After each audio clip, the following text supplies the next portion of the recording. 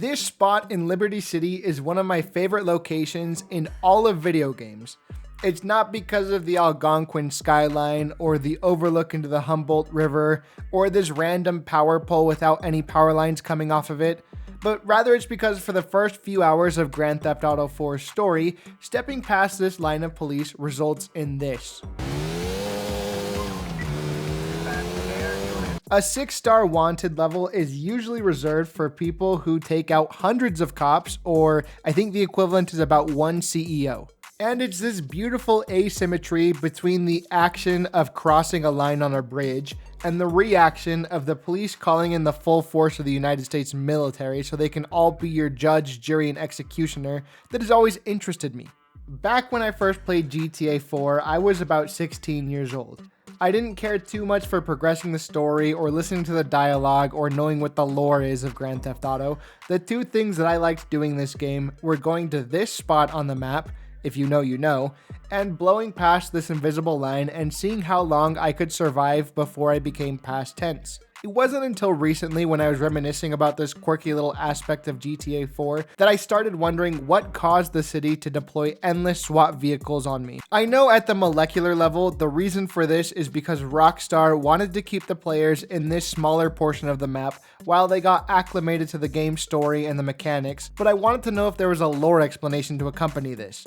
And it turns out that there is one, and it's a deep rabbit hole. If I had been paying any attention at all to the first 5 minutes of the game, I would have heard this expositional dialogue between Nico and Roman. Why don't you show me around the city? Fucking terrorists! What? Terrorists! There's been a big scare and you can't go across the bridges. So yeah, the bridges are closed due to terrorist threats. Case closed. Or is it? Because if you go to an internet cafe and look up on the news, there is an article titled bomb.com.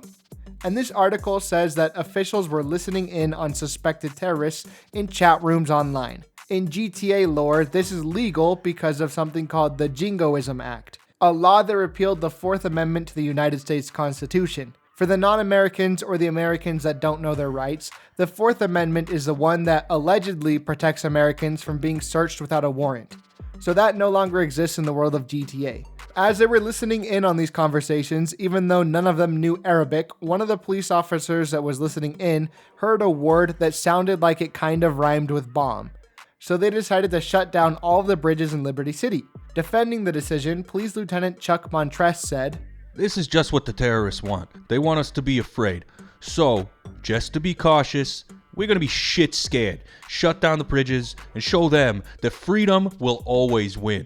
After this, all of the news outlets seemed to play a game of telephone, and they diluted the truth as time went on, because another news article says that there was an imminent bomb threat instead of a suspected one, which is what caused the closure of the bridges. This illustrates the effect of the media in causing mass hysteria and sensationalizing stories just for the sake of clicks. So because of all of this, the bridges are closed, thus segregating the boroughs of Liberty City. Anyone violating this segregation is basically subjected to the death penalty without trial, which maybe sounds a little bit fashy and excessive, but don't get it twisted, it's all in the name of freedom. And as if to highlight how arbitrary all of this is, once you reach a certain point in the game's story, the segregation is lifted, not because they have stopped the terrorist threat, but because the public started putting pressure on the mayor and the mayor caved. This all is a very on-the-nose critique and satire of post-9/11 governmental overreach in the name of security, as well as the media's tendency to sensationalize things for the sake of drawing attention. The Jingoism Act is a very clear critique of the Patriot Act, which was a law that was criticized for violating the Fourth Amendment by allowing the government to use otherwise illegal surveillance methods to root out suspected terrorists. Throughout all of GTA 4, the public is terrified of another terrorist attack, and the radio stations and police refuse to stop talking about it, which further stokes that fear. This shows that Rockstar had some insight as to how governments, the media, and we the people act when there is a perceived threat. We freak the F out, the government uses that to gain more power, and the media stokes it all to enhance their bottom line. It also shows something that anybody with half a brain would have realized, and that is that Grand Theft Auto has always been political, not just now that they have a woman as their protagonist. The series has been offering social commentaries on American culture through the radio shows, character dialogue, and mission design because the United States delivers a never-ending diarrhea spew of content that lends itself to parody. Falling down this rabbit hole made me wonder what other games use their lore or their world building to tell you, hey, you can't go this way or whatever. So here are a few other lore reasons for out of bounds areas in video games. First, I want to talk about multiplayer games because the developers have a specific incentive to create boundaries, because if there are limitless arenas, the games are going to last forever. The multiplayer for all of the Halo games from Halo 4 onwards take place in a simulation, and so if you go out of bounds, it's simply just the simulation punishing you for not staying within the confines of that simulation. The Battlefield games typically either have you being shot for being a deserter if you leave the area, or you will just get beamed by heavy artillery, because outside of the arbitrary invisible wall is just artillery for days. And one that I particularly like is from Call of Duty Modern Warfare 2, the one from like 2009. I haven't played the other Modern Warfare 2. In the multiplayer map called Wasteland, stepping out of bounds will cause you to start getting irradiated to the point where you just drop dead after a few seconds. This is because the map is dangerously close to the Chernobyl nuclear power plant, and I really want to appreciate the fact that both armies somehow found a place to duke it out that's just this magical little pocket in the middle of the Chernobyl wasteland where you don't immediately die of radiation poisoning. However, if you go too far in any other direction, you die. Battle royales are a subgenre to the multiplayer shooter genre that often does this as well, because they have their dreaded circles. Like in Fortnite, if you dilly-dally too long, you're going to get caught up in the storm, which is an artificial storm that was created by the people who organized Fortnite, and it is just to incentivize more conflict by making it so you get injured if you are not actively heading towards the conflict. The same thing goes for Apex Legends. They have a similar mechanic that's called the Ring. In the lore, the organizers of the Apex games noticed that competitors kept camping it out, and this would draw out the games for hours, sometimes even days. So they commissioned a new system where essentially the arena was constantly being bombarded by light waves that would heat up your skin to uncomfortable degrees. And there was a shrinking bubble in which you would be safe from these light waves. This was designed by the character known as Watson when she was 15 years old, which sounds a little sadistic for a child. Her father programmed into the Marvin robot units the capacity to find out where the circle is going to be next, which is the lore explanation as to why Pathfinder was originally the only character who could hack into the satellites to find out where the circle is going to be. And finally, PUBG doesn't really have a lore explanation for the circle. Like, there's one dude who's dropping everybody on an island to watch them for his own sick pleasure, but it doesn't specifically say, here's what the circle is, so it's just a circle for now. As I said, multiplayer games tend to have an incentive to give explicit out-of-bounds areas so games don't last indefinitely, which kind of gives them a built-in, easy-to-explain reason to bake it into their lore. So let's check on some single-player games and see what they do to keep you on the rails. Assassin's Creed has a cute little way of explaining all sorts of video game mechanics. In case you weren't aware, in this series you typically aren't playing as an assassin from a historical place and time period. Instead, you are playing as a modern-day guy or gal who was seeing into the memories of that assassin via the Animus, which is a kind of Matrix-esque simulation.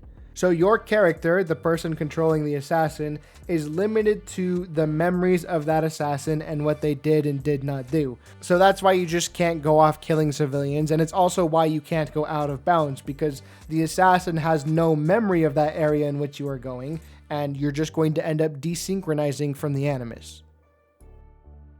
Subnautica's out-of-bounds deterrent is more of a map feature, and it is known as the dead zone. Essentially, if you stray too far from the safe area, you are going to be swarmed by what are known as ghost leviathans. Red Dead Redemption has a similar feature, except for instead of a dead zone, it is Mexico, and instead of ghost leviathans, it is Mexicans with deadly aim. Finally, I would be remiss if I did not talk about one of the goats of silly lore explanations for off-limits areas, the Pokemon franchise.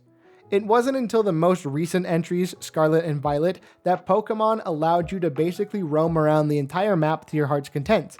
Up until then, there was always something in the way, and this something would keep you from getting too far ahead of yourself. Oftentimes, it was a tree or a rock or a random citizen that's just gatekeeping for no reason, but here are some other reasons that I find pretty absurd and funny. Cerulean City is especially weird because the only way you can get out of the city is either to have a Pokemon that knows Cut, or to go through a hole that was blasted in the wall of this poor family's house. If you go north, that's basically a cul-de-sac, and if you go west, it is a hill that you can't climb up. Horrible city design to trap all of your civilians who don't have 3 gym badges and don't feel comfortable trespassing.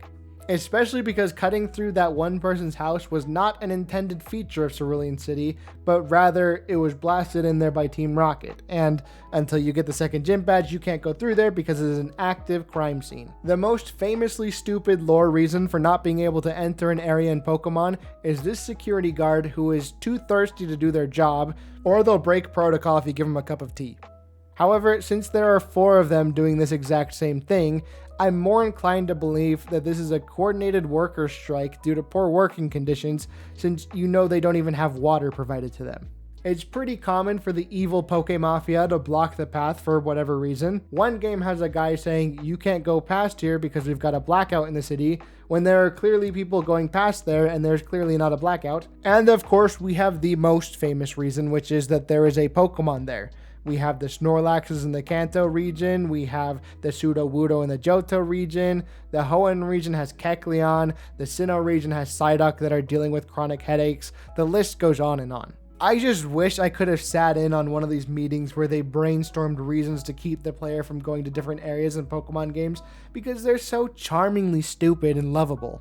They could have very easily put up people who are doing checkpoints saying, "Oh, you need this badge to go through this gate," over and over and over again ad nauseum, but they don't. They just keep coming up with more dumb reasons, and I love that for them. I know there are probably several other great in-game lore reasons for out of bounds or off limits areas that I missed. I'm human, my worldview is limited by my own lived experience. So if there are any others that you can think of, please feel free to sound off in the comments about it. But anyway, my name is freaking Nick. I hope that this video was at least somewhat entertaining to watch while you poop. If it was, please feel free to leave a like and subscribe if you want to see more of my stuff. Also, feel free to click this video if you want to see something else of mine. I've heard from YouTubers more successful than me that it helps if you click these things. Hopefully our algorithmic overlords put me in front of your face the next time you're looking for something to watch. But if not, I hope you have a good life. Take care of yourself.